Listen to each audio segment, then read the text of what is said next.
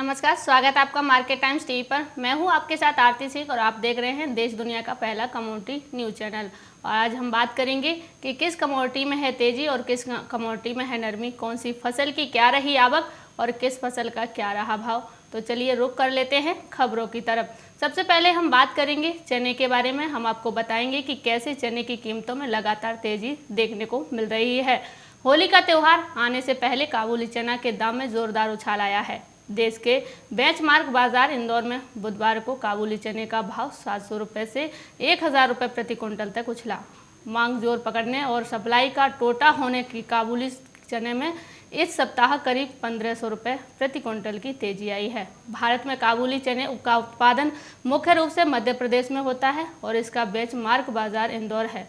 कारोबारी बताते हैं, बीते कुछ साल से डॉलर चना के उत्पादक क्षेत्र में बर्फ परिवर्तन होने से फसल की आवक देर से होने लगी है और इस साल भी 20 दिनों से ज़्यादा का विलंब हो गया है। इंदौर में बुधवार को काबुली चने की पिछले साल की फसल के विभिन्न वैरायटी का भाव 7400 रुपये से 8200 रुपये प्रति क्विंटल तक दर्ज किया गया, जो कि पिछले सत्र से 700 रुपये से 900 रुपये तेज था। वहीं नई फसल का भाव 8000 रुपये से 8300 रुपये प्रति क्विंटल था, जो कि 700 रुपये से 1000 रुपये प्रति क्विंटल तक तेज था। कारोबारी और ऑयल इंडिया तेल मिल्स एसोसिएशन के अध्यक्ष ने बताया कि डॉलर चना की घरेलू मांग के साथ साथ निर्यात मांग भी बनी हुई है, जिसके कारण भाव में तेजी आई है। काबुली चना को व्यापारी डॉलर चना भी कहते हैं। भारत अपनी घरेलू खपत की पूर्ति के लिए सामान्य चना यानी काला चना आयात करता है, लेकिन डॉलर चना निर्यात करता है और इसकी क्वालिटी अच्छी होने के कारण खाड़ी क्षेत्र के देशों में इसकी बड़ी मांग रहती है। पाकिस्तान भी काबुली चना का बड़ा खरीदार रहा, हालांकि इस समय पाकिस्तान को निर्यात नहीं हो रहा है। डॉलर चना के एक बड़े कारोबारी ने बताया कि भारत हर साल 50,000 से 60,000 टन डॉलर चना पाकिस्तान को निर्यात करता था, मगर बीते 4 साल से पाकिस्तान को निर्यात नहीं हो रहा है। कारोबारी बताते हैं कि इस साल भारत समेत पूरी दुनिया में काबुली चने की कैरी ओवर स्टॉक की कमी है और नई फसल की आवक में विलंब हो गई है, जिस कारण से इसके दाम में इजाफा हुआ है। मध्य प्रदेश की नीमच मंडी के कारोबारी पीयूष गोयल ने बताया कि डॉलर चने की मांग जोरदार है, जबकि आपूर्ति कम हो रही है, इसीलिए दाम में तेजी आई है। उन्होंने बताया कि किसान भी तेजी को देखते हुए उद्राह पोह में है कि अभी बेचे या दाम और बढ़ेगा। दलहन बाजार विशेष अमित शुक्ला ने बताया कि काबुली चने की मांग सबसे ज़्यादा होरेका सेक्टर में होती है। कोरोना काल के प्रतिबंध हटने के बाद होरेक सेक्टर का कारोबार में तेजी आने से इसकी मांग बढ़ गई है। काबुली चने की खेती पहले मध्य प्रदेश के मालवा क्षेत्र में ज़्यादा होती थी, जहां किसान सोयाबीन की फसल काटने के बाद सितंबर-अक्टूबर में बुवाई करते थे और ये फसल फरवरी तक आ जाती थी, मगर अब कपास वाले इलाके में ज़्यादा होने लगी है, जिस कारण बुवाई से लेकर आवक तक में करीब 1 महीने का विलंब रहा है। ये तो हमने आपको बताया चने के बारे में। अब आपको बताएंगे कि चने की कीमतों में तेजी प्रतिदिन बढ़ती जा रही है। वहीं जानकारों का कहना है कि वायदा बाजारों में चना 5500 का स्तर छू सकता है। अब चलिए आगे बढ़ते हैं और रुख कर लेते हैं अगली खबर की तरफ, जो सोयाबीन दाना की है। चलिए नज़र डाल लेते हैं खबर की तरफ कि आखिर पूरी खबर क्या है। विदेशी बाजारों में तेजी के रुख के बीच निर्यात के सोयाबीन के बेहतर दाने की बढ़ती मांग और स्टॉक खाली होने के कारण स्थानीय तेल तिलहन बाजार में सोयाबीन दाना की कीमतों में सुधार आया है। विदेशी बाजारों में तेजी की वजह से सोयाबीन डीगम के भाव में भी 50 रुपये का सुधार हुआ।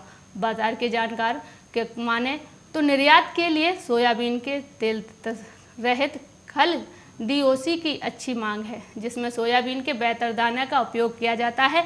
मुर्गी दाने के लिए सोयाबीन खली डीओसी की भारी मांग है, लेकिन मध्य प्रदेश में सोयाबीन के उपज असमय बरसात के कारण प्रभावित होने से वहां काफ़ी फसल दागी है। पाइपलाइन में सोयाबीन का स्टॉक की कमी है। मध्य प्रदेश, राजस्थान और महाराष्ट्र के तेल संयंत्र को सोयाबीन के बेहतर दाने की हाजिर डिलीवरी और एनसीडीएक्स में हासिल होगी, जहां निर्यात लायक सोयाबीन के बेहतर दाने हैं।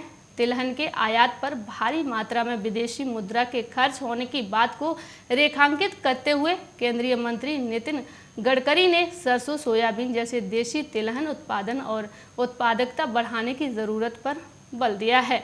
ये तो हमने आपको बताया सोयाबीन दाने के बारे में। आपको बताएंगे कि सोयाबीन दाना की कीमतों में तेजी देखने को मिली है। चलिए आगे बढ़ते हैं और रुक कर लेते हैं अगली खबर की तरफ, जो गुड़ की है। अब नजर डाल लेते हैं खबर पर। उत्तर प्रदेश के शामली में आयोजित होने वाले गुड़ महोत्सव में जिले का भी डंका बजेगा। 6 और 7 मार्च को गोमती नगर में होने वाले आयोजन में जिले के 7 किसान और उद्यमी विभिन्न किस्मों के गुड़ का प्रदर्शन करेंगे। जिले में विशेष प्रकार का गुड़ बनाया जाता है। इसकी मांग पूरे देश में है। गुड़ महोत्सव से पूरे देश में यहाँ की मिठास फैलेगी। चीनी के मुकाबले से देखने जाने वाले गुड़ की किस्मत बदल रही है। समय बदला तो गुड़ के अस्तित्व ने अलग पहचान बनाई है। किसानों की नई सोच और आधुनिक तकनीकी से गुड़ अब नए आयाम बना रहा है। अब ये जनपद के गुड़ की प्रदेश विभिन्न जिलों की ही नहीं पूरे देश में मांग बढ़ रही है। यहाँ का गुड़ 1200 रुपये प्रति किलो तक बिका है। यही नहीं, इसके औषधि मिलने पर इसके गुड़ों में जितना इजाफा हुआ है उतनी ही डिमांड भी बढ़ी है।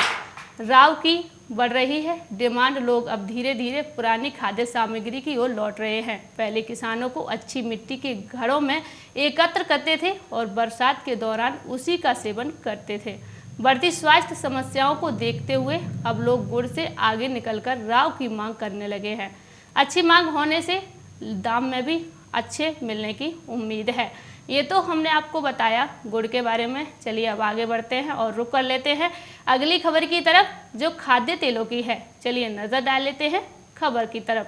बासमती चावल के दामों में 2 से 3 रुपये प्रति किलो की तेजी। शिमला में पेट्रोल, डीजल और गैस सिलेंडर की बढ़ोतरी कीमतों में बीच अब खाने के तेल के दाम भी बढ़ गए हैं। राजधानी में सरसों तेल और रिफाइंड फिर महंगा हो गया है। वहीं बासमती चावल के दाम भी बढ़े हैं। शहर की अनाज मंडी में सरसों तेल 10 तो उपनगरों में 20 रुपये प्रति लीटर तक महंगा हो गया है। स्थानीय कारोबारियों के मुताबिक माल भाड़ा बढ़ने और सरसों तेल की कम सप्लाई मिलने से इसके दाम बढ़ गए हैं। अनाज मंडी में पी मार्का कंपनी का सरसों तेल 170 रुपये प्रति लीटर की दर से बिक रहा है। जनवरी में इसके दाम 155 से 160 रुपये तक थे। यहाँ दूसरी कंपनी का सरसों तेल भी 155 से 160 रुपये तक पहुँच गया है। वहीं उपनगरों में सरसों तेल 170 से लेकर 190 रुपये तक बेचा जा रहा है। इसका फ्रंट रेट 195 रुपये तक है। ऐसे में कई कारोबारी फ्रंट रेट पर भी तेल बेचने लगे हैं।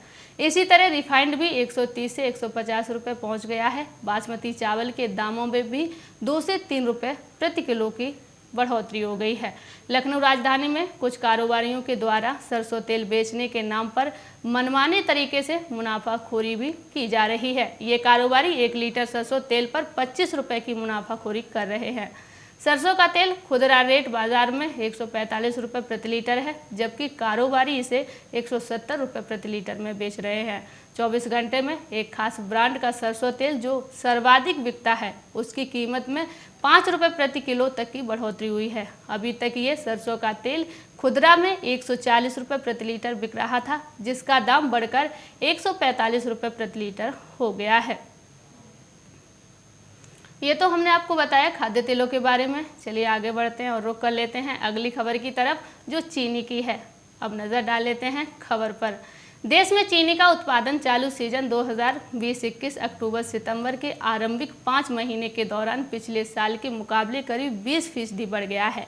चीनी उद्योग संगठन इंडियन शुगर मिल्स एसोसिएशन की ओर से बुधवार को जारी आंकड़ों के अनुसार चालू गन्ना पेराई सत्र में देश भर की 502 मिलों ने 233.77 लाख टन चीनी का उत्पादन किया, जबकि पिछले साल की अवधि में 453 मिलों में चीनी का उत्पादन 194.82 लाख टन हुआ था। इस प्रकार पिछले साल के मुकाबले चालू सीजन में 28 फरवरी तक चीनी का उत्पादन पिछले साल से 38.95 लाख टन यानी 19.99% ज़्यादा हुआ है। सबसे ज़्यादा महाराष्ट्र में 84.85 लाख टन चीनी का उत्पादन हुआ है, जो कि पिछले साल की समान अवधि के 50.70 लाख टन से 67% ज़्यादा है। हालांकि उत्तर प्रदेश में पिछले साल से कम चीनी का उत्पादन हुआ है। चालू सीजन में 28 फरवरी 2021 तक 74.20 लाख टन चीनी का उत्पादन हुआ, जबकि पिछले की समान अवधि में उत्तर प्रदेश में चीनी का उत्पादन 76.86 लाख टन हुआ था। देश के तीसरे सबसे बड़े चीनी उत्पादक राज्य कर्नाटक में इस साल फरवरी के आखिरी तक 40.53 लाख टन चीनी का उत्पादन हुआ, जबकि पिछले साल इसी अवधि में 32.60 लाख टन हुआ था। गुजरात में चालू सीजन में 7.49 लाख टन चीनी का उत्पादन हो चुका है, जबकि पिछले साल इसी अवधि में 6.83 लाख टन हुआ था। तमिलनाडु में चीनी का उत्पादन आलोच्य अवधि के दौरान 3.16 लाख टन हुआ है, जबकि पिछले साल 3.37 लाख टन हुआ था। चालू सीजन में 28 फरवरी तक आंध्र प्रदेश, तेलंगाना, बिहार, उत्तराखंड, पंजाब, हरियाणा, मध्य प्रदेश और छत्तीसगढ़, राजस्थान और ओडिशा में कुल 23.54 लाख टन चीनी का उत्पादन हुआ है। देश भर में चालू गन्ना पेराई सत्र के दौरान 502 चीनी मिलों में चीनी उत्पादन शुरू किया था, जिनमें से 98 मिलों ने 28 फरवरी तक अपना ऑपरेशन बंद कर दिया था। ये तो हमने आपको बताया चीनी के बारे में, जैसा कि पिछले साल के मुकाबले चीनी उत्पादन करीब 20% बढ़ गया है। आगे देखना और दिलचस्प होगा कि चीनी के उत्पादन में और कितनी बढ़ोतरी हो सकती है। अभी के लिए सिर्फ इतना ही, और अधिक जानकारी के लिए बने रहिए हमारे साथ मार्केट टाइम्स टीवी पर।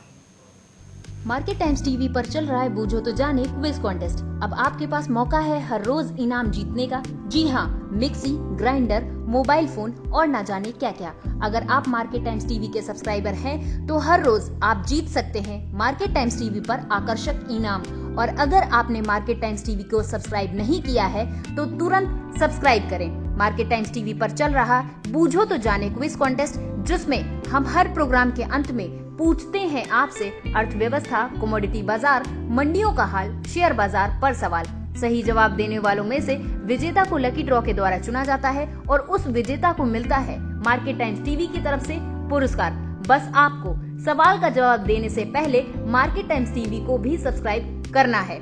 आज का सवाल है, 2020 किसान आंदोलन की शुरुआत कौन सी तिथि में हुई? आपके ऑप्शंस हैं, ऑप्शन ए 9 अगस्त, ऑप्शन बी 10 अगस्त, ऑप्शन सी 11 अगस्त, ऑप्शन डी 12 अगस्त। जवाब के लिए टाइप करें option A, option B, option C या फिर ऑप्शन डी। आपको मार्केट टाइम्स टीवी चैनल को सब्सक्राइब करना है और जवाब व्हाट्सएप करना है। आप जवाब व्हाट्सएप कर दें 9953882229 पर। आप में से लकी विजेता जीत सकता है टोस्टर।